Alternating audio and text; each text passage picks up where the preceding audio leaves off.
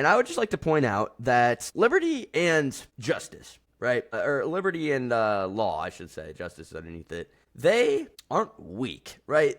In our society today, we think of masculinity, and oftentimes, especially with the newer generation, they think of something that's wrong or too violent or all these things. And I'm just going to be honest, the people portrayed here, they're not these weak guys. They're not little philosophers bowing down to everyone else. They carved this dude at your marble. He's standing feet taller than everyone else around us. He's freaking ripped. Okay, my point in getting to all of this, though, is that this guy isn't a pushover, and neither was, I would argue, Jesus back in the old times. And so that's something I want to come back to. Jesus was.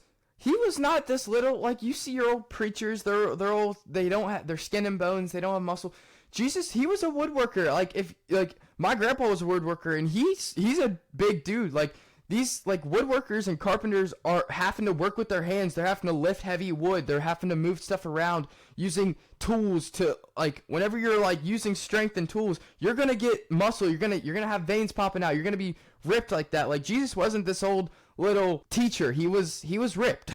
Yeah, but my point in getting into that is that masculinity isn't a bad thing, and it shows that this has to be a shield, essentially, to the people, because under liberty is tyranny overthrown. So, and it shows him, kind of crushing line in one hand, chain snapped on the other. And so this guy's strong. He's coming at it. He's a shield. He attacks if he has to preserve what he believes to be true. And so I think that can be true about this. Now, I'm not like endorsing violence or something, but I am saying like we need to be more outspoken. We need to push back. We need to not let ourselves get trampled over.